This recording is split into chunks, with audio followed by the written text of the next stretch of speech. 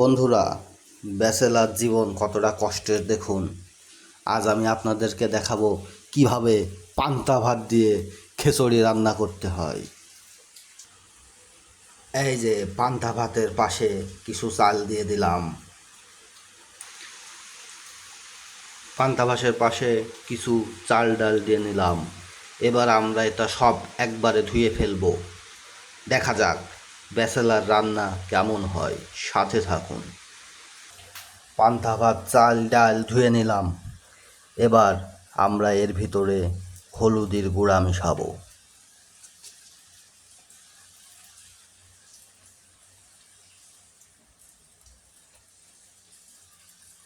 হলুদের গুঁড়া মিশিয়ে দিলাম।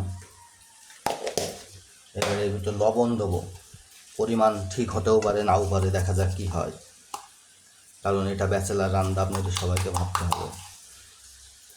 এটা নর্মাল রান্না নয়, রান্না খুব কঠিন, সবাই এই রান্না পারে না। এবার একটু জিরের গুঁড়ো দিয়ে দেবো। এই যে জিরের গুঁড়ো ছিটিয়ে দিলাম। জিরের গুঁড়ো দেওয়া হয়ে গেল। এবার আমরা সয়াবিন তেল দিয়ে দেবো। তেলটা একটু বেশি হয়ে গেল, নো প্রবলেম। যেহেতু তেল বেশি হয়ে গেছে, একটু সরিষার তেল দিয়ে দিলে ওই তেলের ঘাটতিটা পূরণ হয়ে যাবে। এই যে সরিষার তেল দিয়ে দিলাম, তেলের ঘাটতিটা পূরণ হয়ে গেল। যেহেতু ডাল কম আছে, সেহেতু আমরা মশলা, ঝাল পেঁয়াজ কিছু কাটা আছে, ঝাল নেই। ঝালের দাম বেশি বলে ঝাল নিয়ে আসা হয়নি, যেহেতু ব্যাচেলার রান্না।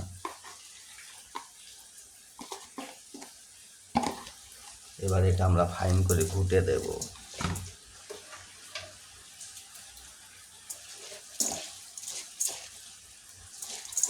দেখুন, ব্যাচেলাররাও খিচুড়ি রান্না করতে পারে।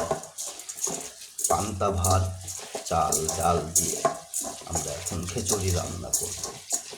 পান্তা ভাত চাল ডাল, কিছু মশলা আছে কিছু নাই, কারণ এটা ব্যাচেলার রান্না। মশলা থাকতেও পারে, নাও পারে, এতে মন খারাপ করার কিছু নাই। এই যে রান্না অর্ধেক কমপ্লিট হয়ে গেছে, এখন এটা খেয়েও ফেলা যেতে পারে, আবার জাল দিয়েও খাওয়া যেতে পারে। পানির পরিমাণটা আপনাদেরকে একটু দেখাবো।